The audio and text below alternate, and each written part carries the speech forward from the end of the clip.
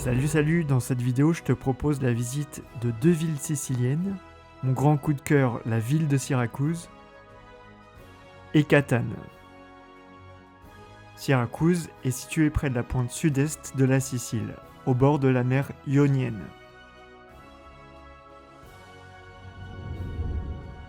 Fondée il y a 2700 ans par des colons grecs, elle a été pendant l'Antiquité une cité-État très puissante, rivalisant avec Athènes. Cicéron la décrit à son époque comme la plus grande des villes grecques et la plus belle de toutes. Elle sera distancée démographiquement par Palerme, qui est la capitale de la Sicile. De nos jours, Syracuse est une ville moyenne d'environ 115 000 habitants, dont le centre historique est classé au patrimoine mondial de l'UNESCO.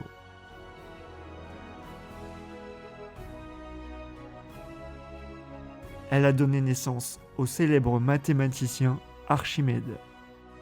Sur une toute petite île à l'entrée de la vieille ville d'Ortygia, il y a cette statue d'Archimède.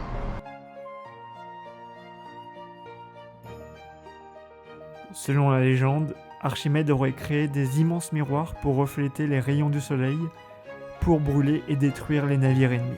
Un bel exemple de son génie.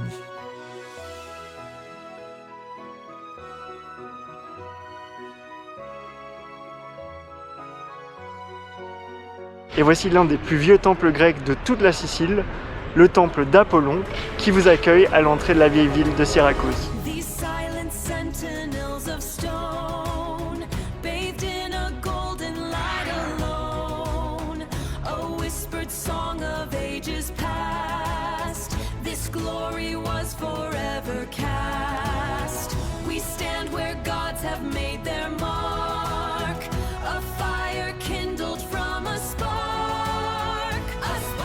Nous voici sur la place d'Archimède, au milieu de laquelle tu peux voir la magnifique fontaine d'Artémis. Là on est dans du baroque à 100%.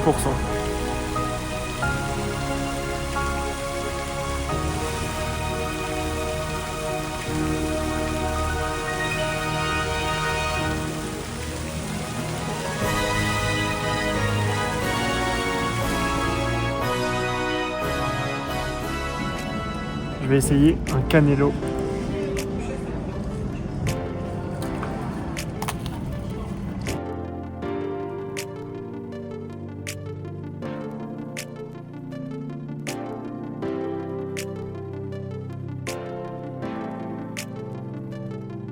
Et voici la magnifique cathédrale de Syracuse, et tu peux admirer sa façade recouverte d'échafaudages. En fait, la cathédrale a été bâtie sur l'ancien temple grec dédié à Athéna. Si à l'extérieur il y a une forme baroque, à l'intérieur c'est une église primitive.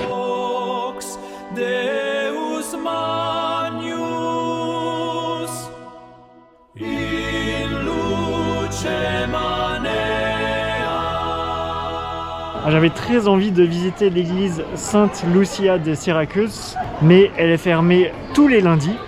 Et aujourd'hui, devinez quel jour on est.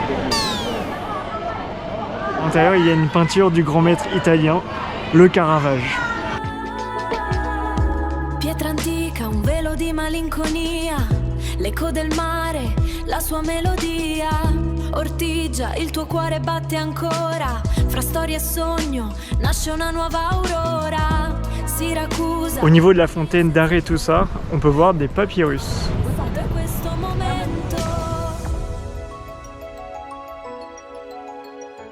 Il est temps maintenant de se rendre sur la pointe de Syracuse pour visiter le château Manias, une forteresse construite au XIIIe siècle.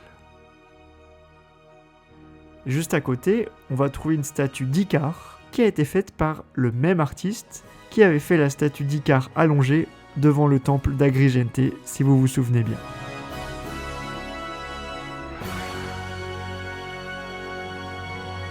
Et pour les curieux, vous pourrez trouver une statue du même artiste sur le même thème située à La Défense à Paris.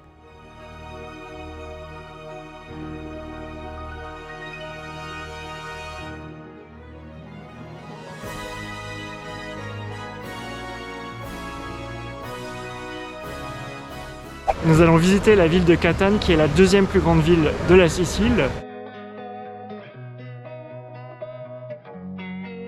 La Piazza del Duomo est la place principale de Catane. En son centre trône une statue d'éléphant sculptée dans de la pierre noire volcanique. Il date de l'époque carthaginoise, c'est-à-dire quand la Sicile était aux mains de Carthage, avant même l'occupation romaine. Il est surmonté d'un obélisque qui aurait pu être apporté d'Égypte au Moyen-Âge. Sur la même place, on visite la cathédrale principale de Catane, Sainte Agathe. À l'origine, l'église avait été construite au XIe siècle par les Normands, mais elle fut détruite par le terrible séisme de 1693, puis elle fut reconstruite dans un beau style baroque. Pour 8 €, tu peux monter au sommet de la coupole de l'église Sainte Agathe.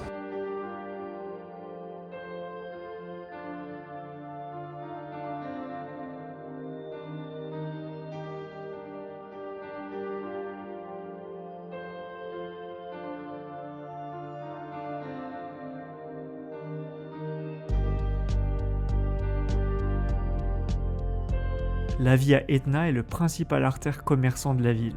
Elle est longue de 3 km et compte de nombreuses enseignes. Si on l'appelle ainsi, c'est que dans son axe, on peut admirer le volcan Etna. Et on peut voir beaucoup de ces immeubles emblématiques faits avec de la pierre volcanique. La rue Crociferi est aussi pittoresque que la Via Etna.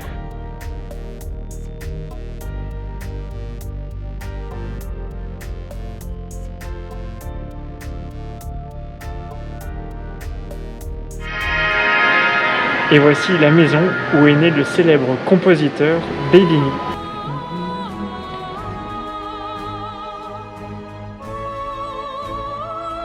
Dans la ville de Catane, on peut visiter cet ancien amphithéâtre qui offre une vue assez particulière. L'entrée coûte 6 €.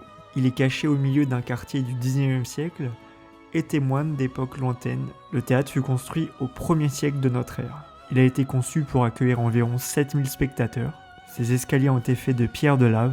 L'édifice perdit malheureusement son prestige et sa splendeur après la chute de l'Empire romain, au point que les marbres qu'il a décorés furent utilisés pour la construction de la fameuse cathédrale de Sainte Agathe. Il y a un second théâtre en ruine à Catane et celui-ci est gratuit, situé Piazza Stericoro. Même s'il est en très mauvais état, on peut voir sa forme et ses pierres volcaniques.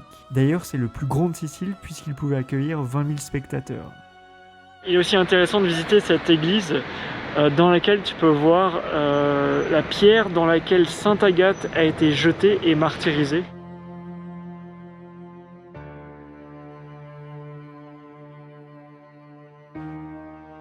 Le château d'Ursino a miraculeusement survécu à une éruption volcanique et au terrible tremblement de terre. On peut voir la lave qui a rempli les anciennes fosses du château. C'est une forteresse médiévale du XIIIe siècle qui appartenait au roi Frédéric II de Sicile. Et on va terminer par une petite balade dans le jardin où il y a le kiosque Bellini.